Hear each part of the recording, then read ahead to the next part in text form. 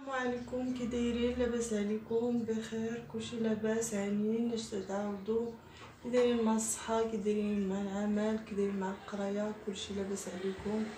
كنتمنى نلقاكم بالصحه والعافيه ان شاء الله وطول العمر، ونكون خفيفه وظريفه على قلوبكم، والوصفات ديالي تلقى الاستحسان والرضا ديالكم.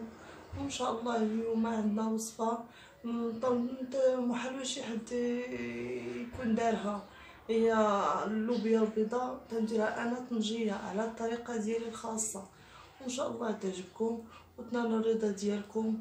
وندوزو على بركه الله، ندوزو للمقادير. تنحتاجو 500 غرام ديال اللوبيا بيضاء متزقينها، والكمون البلديه، والخرقوم البلدي، وربعة الفصوص ديال الثومه، ومصير عفوا ومصير ديال الطنجيه، ونص كاس عامر شويه فايت نص كاس ديال الزيت الروميه، وقزبور يابس، وشويه تاع الملح، ما غاديش نملحو بزاف. وان شاء الله راه كتجي وصفه هائله وتجي زوينه بزاف، وكنتمنى انها تعجبكم وتنالوا الرضا ديالكم. وندوزو دابا على بركه الله، هكا غادي نحضروا هاد اللوبيا ديالنا الطنجيه ان شاء الله. دابا ندوزو بركه الله على طريقه التحضير. كما قلت لكم هنايا عندي 500 غرام ديال اللوبيا انا مفزقاها،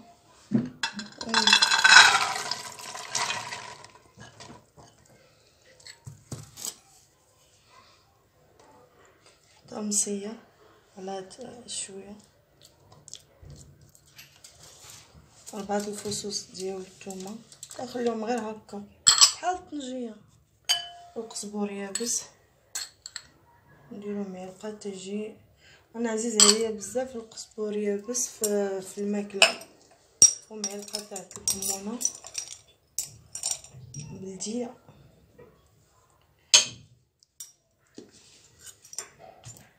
ومعلقه تاع الخرقوم البلدي.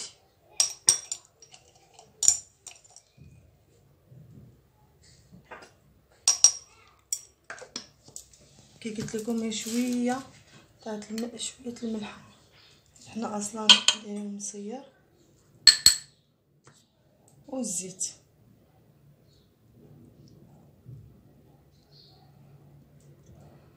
وجا ديترو تاع الماء ان شاء الله اللي غادي نديرو فيها، ونسدو عليها حتى وكانت طيب لينا مزيان، ونرجعوا لكم مع الشكل النهائي ان شاء الله. الله يعاونكم هاد الساعه، وتبارك الله عليكم.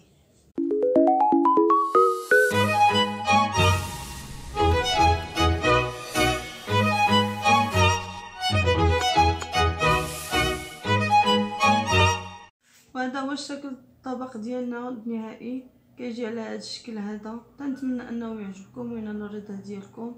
فعلا طبق زوين وتيجي لذيذ بالنكهه ديال الطنجيه، تيجي على زوينه. وما نكذبش عليكم، انا هذه هي اللي كندير، ما كنديرش فيها بزاف، باقي انا قليل اللي باقي ندير فيها ماضي شعر القزبور وداكشي، لا كندير غير هاد المقادير اللي سبق لي وقلت لكم.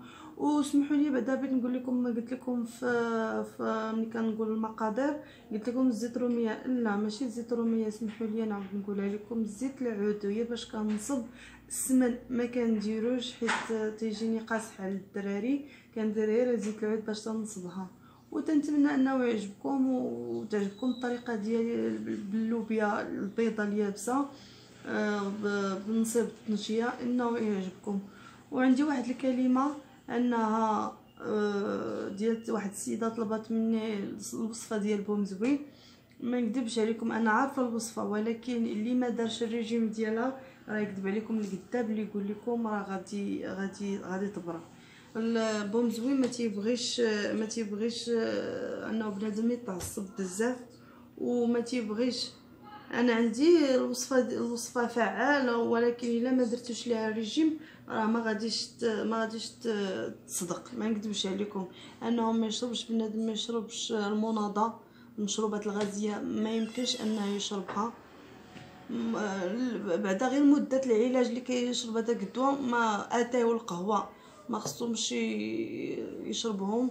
اللي باغي يشرب مثلا الا باغي يشرب اتاي يدير فيه شويه الازير ولا البابونج، هذا مكان. والمقليات والقطاني والحمضيات ما يمكنش ياكلهم، هو تيتبع هاد الوصفه اللي بغيت نعطيه. وبنادم يكون عنده المزاج ديالو هادئ ما امكن، والابتعاد عن كل ما يسبب الانتفاخ من المأكولات السريعه. حتى هو ما خصوش الماكله ديال الزنقه ما خصوش ياكلها. والابتعاد نهائيا بالنسبه للرجال اللي كيكميو، اللي كيكمي يكون على يقين من هاد الهضره اللي كنقول لهم. راه واخا يدير الوصفات التاعيه راه بومزوي ما غاديش يحيد منه ما حدو تيكمي. خصو على الاقل يحيد بعدا الكارو، ويحيد المشروبات الغازيه اللي قلت لكم، ويحيد الحمضيات يعني المصير والحار حتى هو يحيدو. اللي بعدا مده العلاج اللي باش يشرب هاد الوصفه اللي غادي نقول لكم بعدا غير يولي بعدا لاباس. هذيك الساعه ياكل مره المقليات وهاد القطاني وهداك الشيء. العدس اللي ما غاديش نقول لكم ما تاكلوش واحد، هو زوين فيه الحديد. والوصفه ديالي اللي غادي نقول لكم هي عندكم 3 المعالق ديال الحلبه كبار، و3 المعالق ديال الصانوج، 3 المعالق كلهم كبار اللي غادي نقول لكم، و3 المعالق ديال الإلان، و3 المعالق ديال اليانسون، و3 المعالق ديال المردودوش. هادو كلهم خصهم يتنقاو ويطحنوا ويوليو بحال شكل الدقيق، ويتخلطوا مع 4 ديال العسل، يحسن يكون ديال الدغموس، 4 ديال العسل، وجوج عواد ديال القرف ديال ديال العرقسوس، حتى هما يدقوا ويطحنوا ويتغربلوا ويبقى لهم غير هذاك الدقيق. وياكلهم في الوجبات، يعني بين الفطور والغداء، بين الغداء وكاسكروط، وبين الكاسكروط والعشاء. هذا هو الوصفه ديالي ديال بومزويله بيتو. ولكن ما حدكم ما درتوش الريجيم اكونوا على يقين، واي وصفه اللي قالوا لكم راه ما غاديش تحيد، راه ما غاديش يحيد لكم البومزوي. بالنسبه للرجال اللي كيكميو واللي كيشربوا القهوه بزاف واللي كيشربوا اتاي والحمضيات والحار والقطاني اللي قلت لكم والمشروبات الغازيه، كلشي هداكشي ما غاديش يحيد. بالنسبه للعيالات هما اللي كيشربوا ياكلوا الحامض وياكلوا هذا والمأكولات السريعه راه ما غاديش يحيد، كونوا على يقين. بغيتو الوصفه تجيكم فعاله، حيدوا هاد الشيء اللي قلت لكم، وان شاء الله غادي تكونوا عليها مزيانه، او غادي توليو عليها لاباس. وثقوا بيا هاد الهضره اللي كنقول لكم راه عن تجربه خاصه، وحيت انا اللي قلتها ليه وكنقول لهم حيدوها وحيدوا تيحيدوا مده العلاج بعدا ديال هذا الدواء اللي عطيتو تيولي لاباس. اما ما حدو تياكل المقليات وتياكل القطاني وتياكل المناضه وتيتعصب وما تينعس بعدا تيشد سوايعو كاملين في الناس، انا كون على يقين ما غاديش يحيد لكم بومزوي. وتنتمنى ان هاد الوصفه انها تنال الاعجاب ديالكم.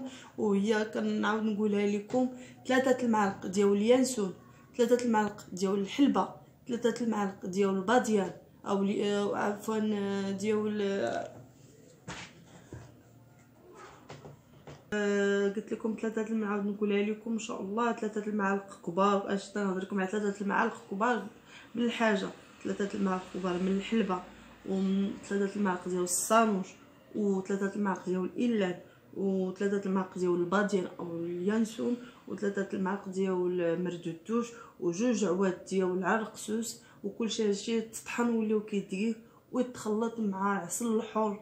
انا كنحبذ مزيان اما ديال كي قلت لكم الدغموس او ديال الخروب والرقسوس نيت، حتى هما مزيانين البومزوي. وتنتمنى ان هاد الوصفات اللي ديال اللوبيا تجيكم مزيانه. وهاد الوصفه ديال بومزوي حيت انا حاليا ما عنديش هاد المقادير هادو باش نقولها لكم، وعندي شي بعض عندي غير ديال الصانوج، عندي الصانوج وعندي ديال الإلان، والمقادير الاخرى اللي قلت لكم ما عنديش. هو قلت لكم نعاود نقولها لكم: الحلبه، الصانوج، إلان، اليانسون او الباديان ومرددوش. هادشي كلهم يكونوا 3 المعالق كبار من الحاجه بربعه ديال العسل الحر. قلت لكم اما يكون ديال الدغموس او ديال التكيده والرقصوص، مزيانين مع 4 يتخلطوا ويتكالوا بين الوجبات، بين الفطور والغدا، وبين الغدا والكاسكروط، وبين الكاسكروط والعشاء. معلقه كبيره كل بين الوجبات، معلقه كبيره. ولا ما درتوش الريجيم كونوا على يقين انه ما غاديش يبرى. بالنسبه للرجال يحيدوا التدخين، يحيدوا القهوه كحله ولا قهوه مخلطه، لان القهوه مخلطه قهوه حليب اصعب الحاجه اللي ما كتهضمهاش المعده هي قهوه حليب، كتجي واعره باش تهضم. اللهم اشرب القهوه بوحدها والحليب بوحدو وما تخلطوش. وتنتمنى ان الوصفه ديالي تعجبكم، وثقوا بيا تنقول لكم هذه الوصفه على تجربه ديالي اللي كنقولها للناس وتلقاو عليها الراحه وتكون مزيانه. وتنتمنى انني نكون نحسن الظن ديالكم، وسمحوا لي لا طولت عليكم، وشكرا. وما تنساونيش باللايك وتضغطوا على الجرس باش يوصلكم الجديد، وزر الاشتراك باش نبقى مواصله معكم وتدعموني. وشكرا بزاف والله يعاونكم، وتنتمنى انني نكون خفيفه وظريفه على قلوبكم. وشكرا بزاف والله يعاونكم.